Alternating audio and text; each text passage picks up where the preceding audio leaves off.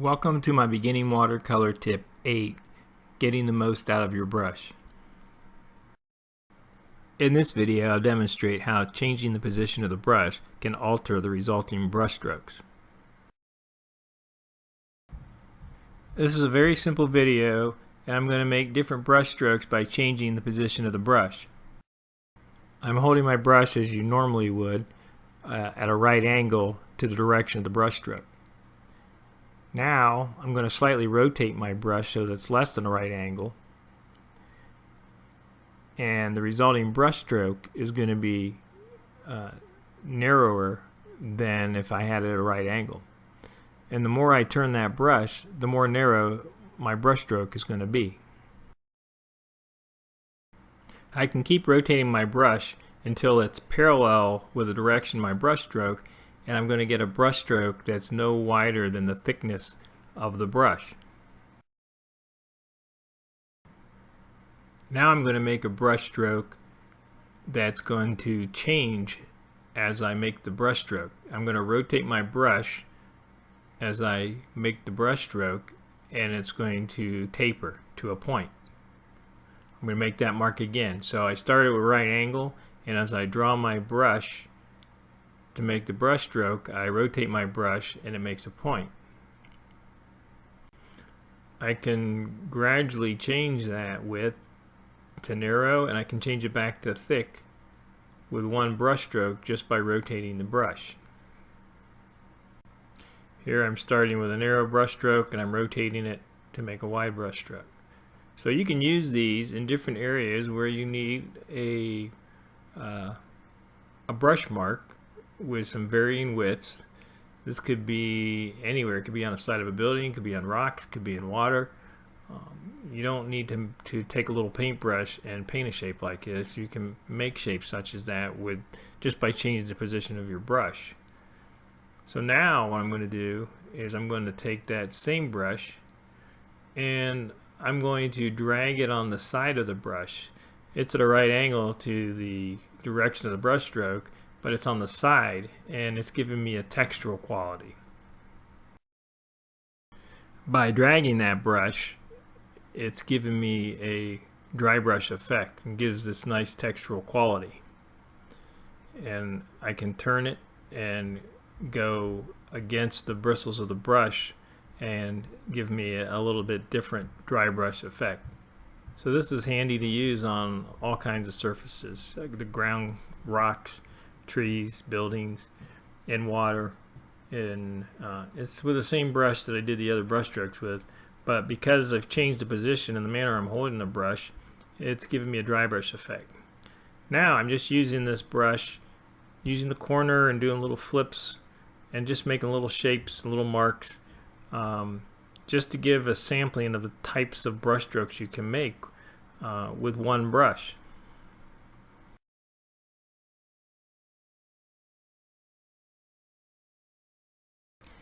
There's nothing complex about these shapes, but there are times when you need just a little brush mark like that. For instance, here's an example of using this brush one way to make a thin line. Now I'm using the corner of the brush just to kind of indicate what could be a pine tree shape. And I've done it with the same brush.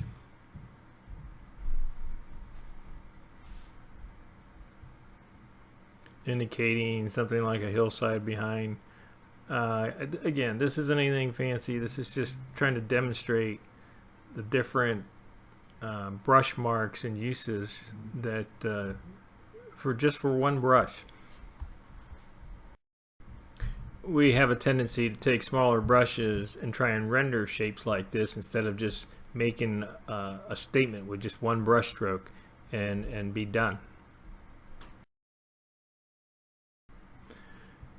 Here I have just a very simple sketch. This is nothing fancy, and I'm just using one tone of paint, but I've got a 1/2 inch flat brush, and I'm just going to demonstrate some of the different brush marks and effects that I can get by using this one brush. So right now what I'm doing is putting just a wash down on the paper with this 1/2 inch brush, and I'm indicating a background shape.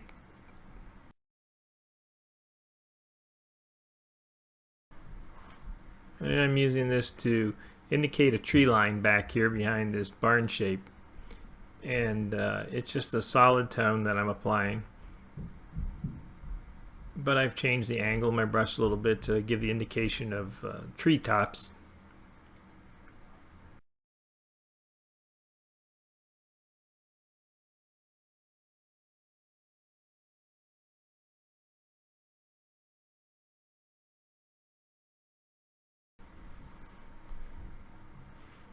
Now I'm going to paint the shadow side of this structure, and I'm just changing the direction of my brush stroke and then just cover that whole side.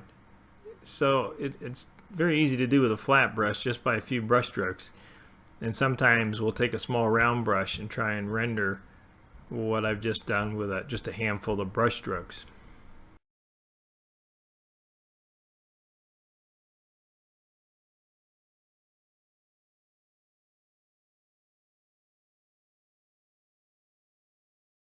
So far I've put down just with a normal wash in several areas. I've changed the angle of the brush in some of my brush strokes. I've put some wide brush strokes, some narrow brush strokes, and now here I've turned my brush completely so that I put a very narrow indication of a tree trunk, and now I'm taking the corners of the brush and I'm just rotating the brush back and forth, give kind of a rocking motion to give me the indication of a tree.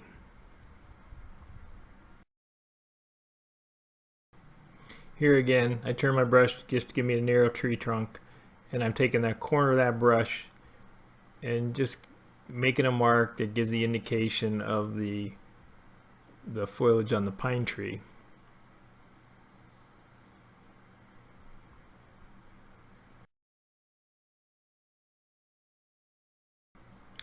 Now I'm dragging the edge or the side of the brush to give me a dry brush textural quality, kind of indicate like a road. Again, this is a very simple value sketch, but the objective here isn't to create a painting, it's just to demonstrate the variety of brush marks you can make with one brush. So here it's a combination of dry brush and wet on dry.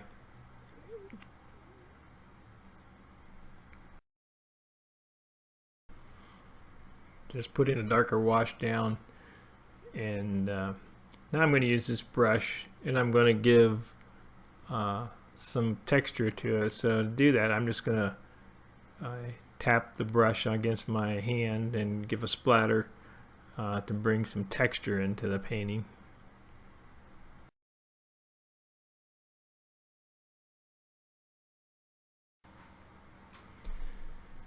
Just adding a little bit darker value into this sketch, a little bit into the pine trees, and you can see how I rotate and move the brush around and change the way that it's touching the paper.